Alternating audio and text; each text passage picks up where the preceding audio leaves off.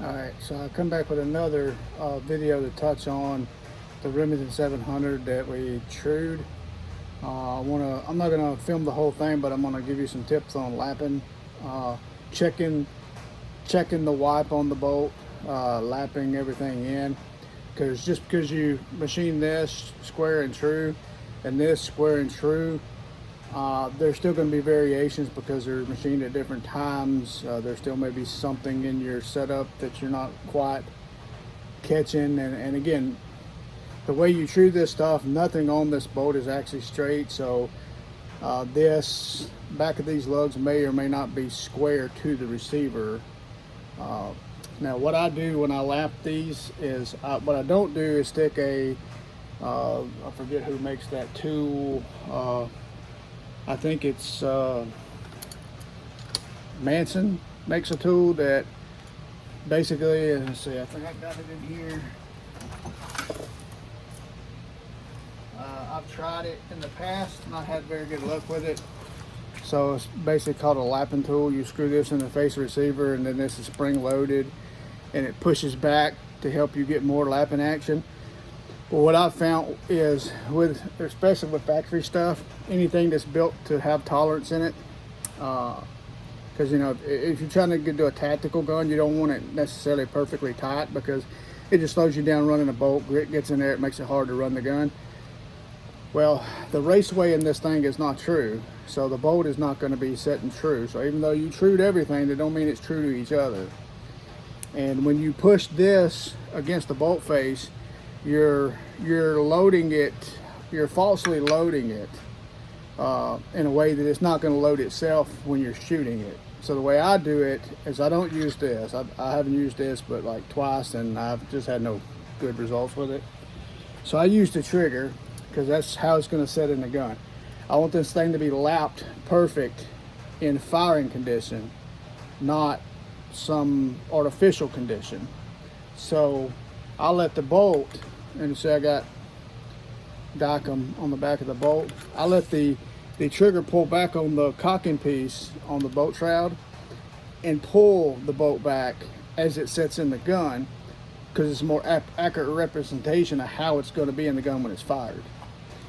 So, but when you're checking to see what's got to go on, make sure that slop that we talked about on the last, hopefully I put these in order on the last video. If I put them in order, that 10 thousandths, 30 thousandths, whatever gap you got here, push it all the way up against that, come down, then let it come back before you start working the bolt to check to see if both lugs are contacted.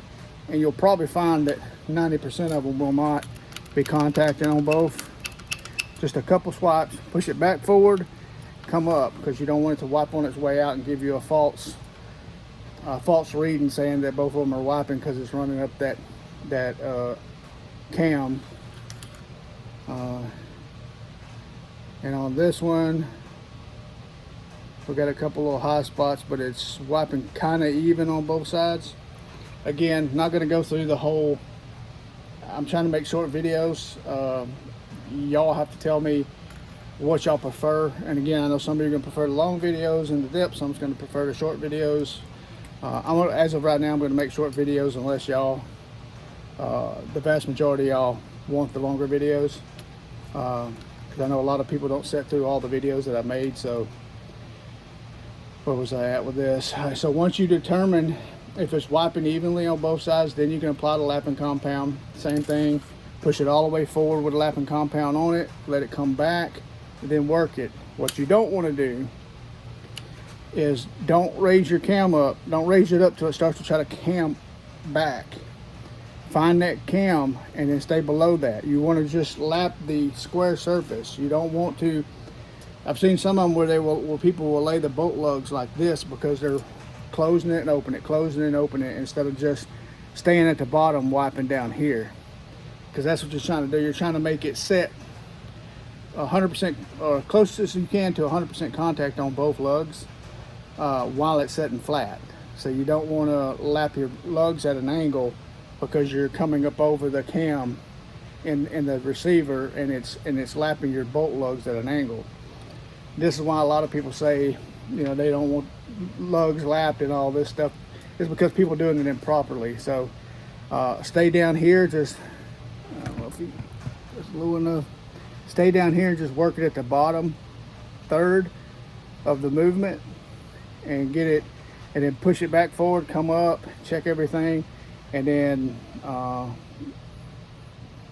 take a little practice. But you'll know when everything is lapped in, because it'll be wiping the same amount on both sides. Hopefully 80 to 100% on both lugs. So if you got 100% on one lug, 80% on the other lug, you're good. You ain't got to keep, I mean, people will argue it needs to be perfect, but nothing's ever perfect. You just want good contact on both lugs.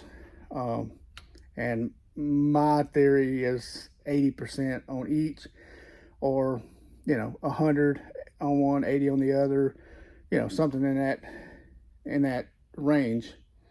And again, this is the way I lap them, because this is how the gun is going to be when it's ready to fire. It's not going to have some artificial tension pushing against here. A lot of people will say, well, you'll have your round pushing against it. Well, that's not true either, because if you got your round pushing against it, your head, you've got too tight of a chamber for most stuff, right? Unless you're shooting bench rest or something where you want it to be that tight.